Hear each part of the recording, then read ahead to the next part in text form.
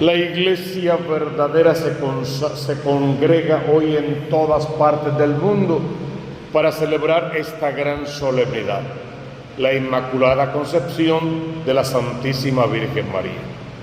Si el día 8 de marzo celebramos el nacimiento de la Virgen María y corremos 9 meses hacia atrás, pues el día 8 de diciembre, hoy tenemos que celebrar su concepción.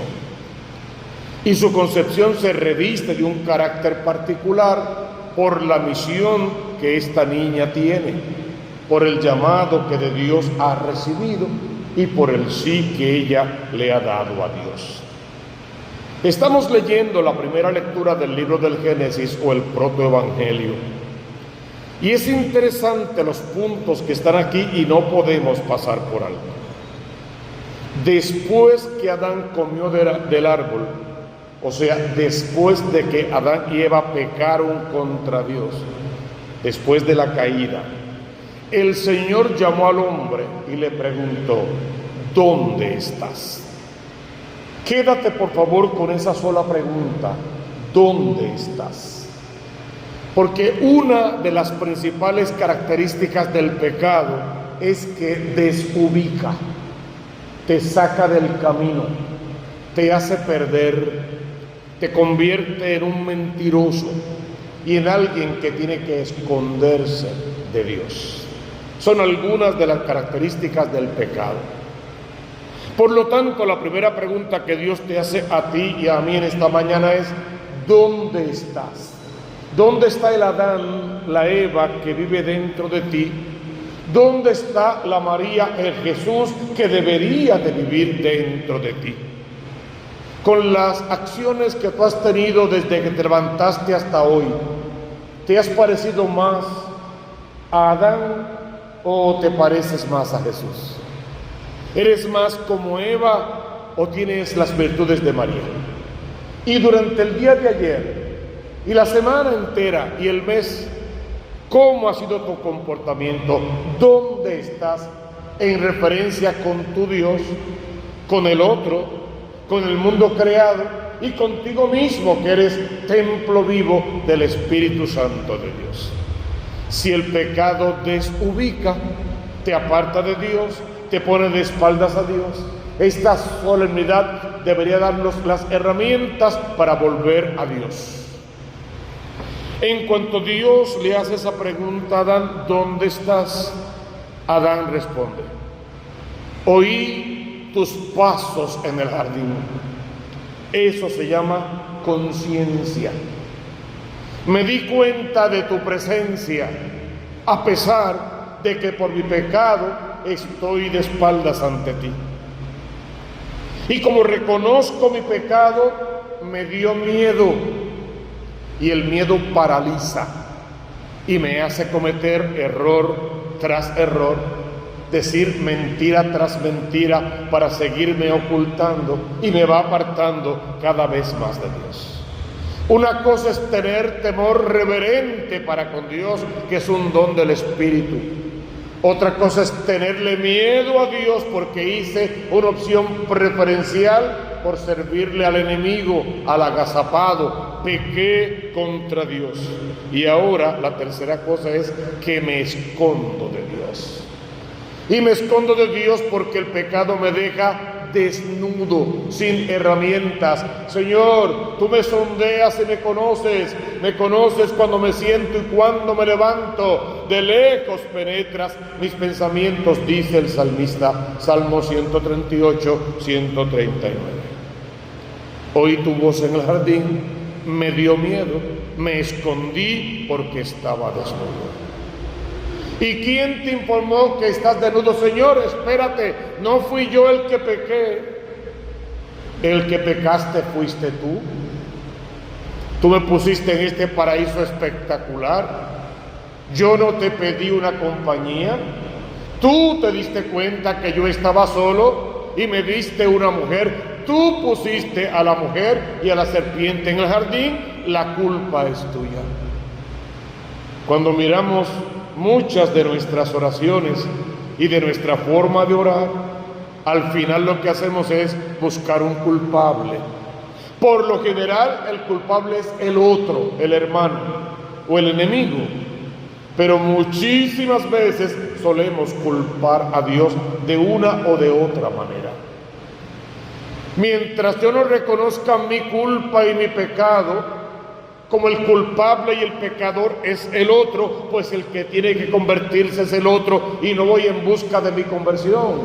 Me instalo en mi zona cómoda, me siento víctima y me victimizo, lamo mis heridas, le echo las culpas a los demás y quiero que los demás se conviertan.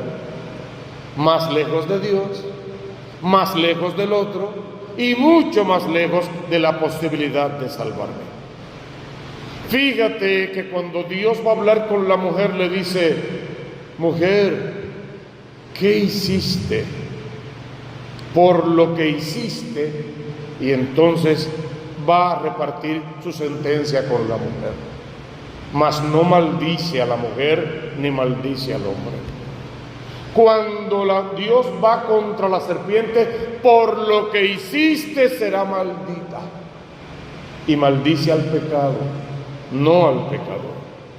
Más tarde, en el mismo texto, buscará la forma de vestirte, de revestirte. Y la forma en que Dios siempre quiere revestirnos es con su gracia. A la mujer y al hombre por sus pecados los trató con clemencia. Quería una explicación, pero no los condenó del todo. Simplemente les hizo una gran corrección que al final fue fraterna. Pero la serpiente la maldijo por lo que había hecho. Entonces que sepas que tú eres el Hijo amado de Dios, el bendito de Dios, pero que si obras en contra de la bendición que de Dios recibiste, tú mismo dictas sentencia sobre ti. Y el ponerte de espaldas a Dios, no puede salvarse alguien que no quiere salvarse. La primera condición para salvarnos es querer salvarnos.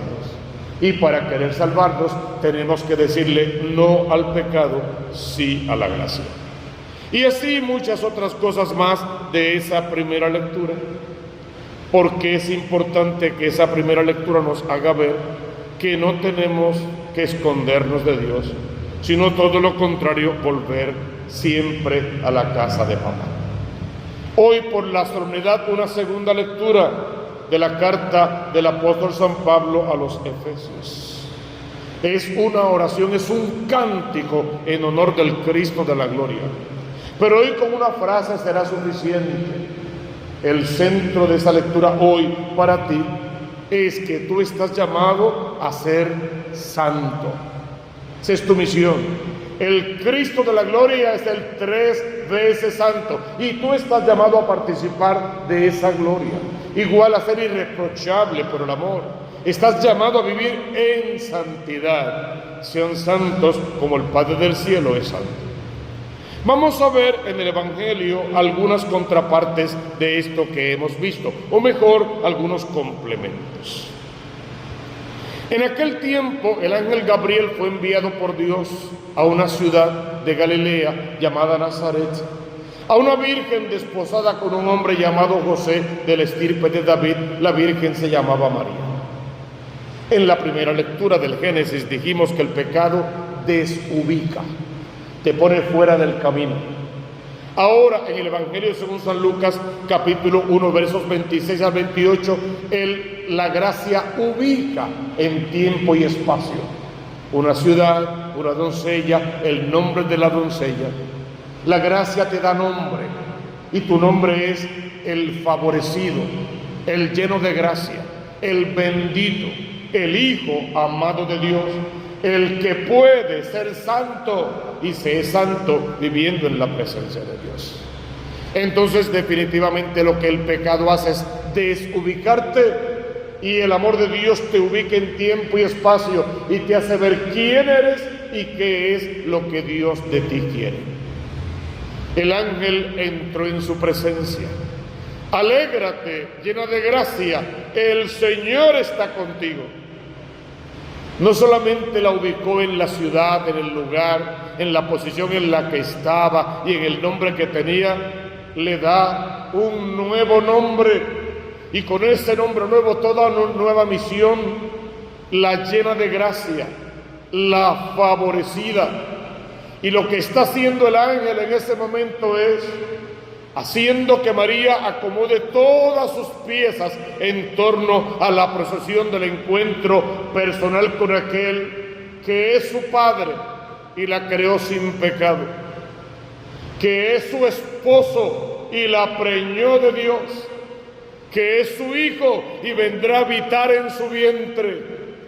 Y para que el misterio de la encarnación se dé en María, antes ese vientre tiene que ser liberado de todo asomo de pecado.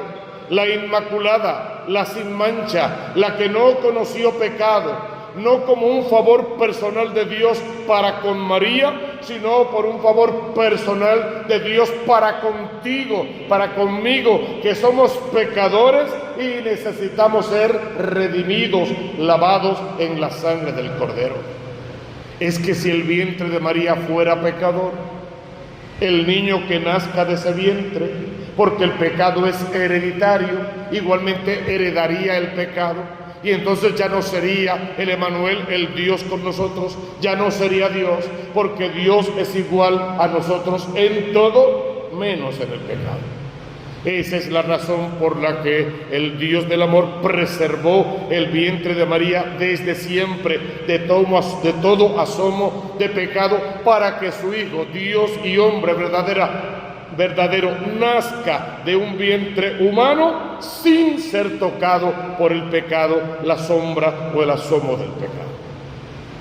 La Inmaculada Concepción de María oye en sus oídos la voz del ángel que la llama reina. Se turba ante aquel saludo, ella reina no es. Pero al enterarse de que llevará en su vientre al eterno Rey, no le queda más que caer de rodillas ante el poder de Dios, brazos en cruz, alabando, bendiciendo, glorificando al Rey, humillándose hasta el suelo y diciendo: aquí está la esclava del Señor, que en mí se haga según lo que dices. Entonces pide al Señor en esta gran solemnidad que María Santísima embarazada venga buscando posada, estamos en Adviento, y lo encuentre en tu corazón. Y así como ella, por designio de Dios, por amor de Dios para con la humanidad, hizo que aquel vientre y todo aquel ser fuera concebido sin mancha de pecado original, igual te tome a ti de la mano, te lleve al lugar del confesionario, porque el pecado te ubica en el confesionario, donde se encuentra el sacramento de la reconciliación, de la confesión, del perdón de los pecados, para que ubicado en el lugar correcto confieses dignamente tus pecados, tu alma igual quede inmaculada, sin pecado alguno, y tú puedas caminar la procesión eucarística hacia el altar para comerte al Dios que vive. Y así como el vientre de María quedó pleno de Dios con su preñez, el vientre de tu corazón quede pleno de Dios cada vez que te comes al Cristo vivo en la Eucaristía. Es una gran solemnidad. María Inmaculada, la sin mancha. Y en atención a los méritos no de María, porque al final no es María la que pisa la cabeza de la serpiente, es su estirpe, es su linaje, es su Hijo, es el Dios verdadero, el único que puede destruir la obra del demonio en tu corazón y en el mío, y llamarnos, invitarnos y hacernos vivir siempre en santidad.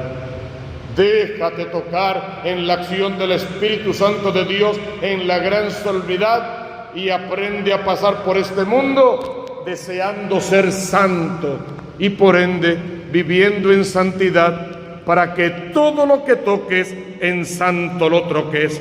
Ya conoces la consigna. Busca primero el reino de Dios con su justicia, y lo demás vendrá por añadidura.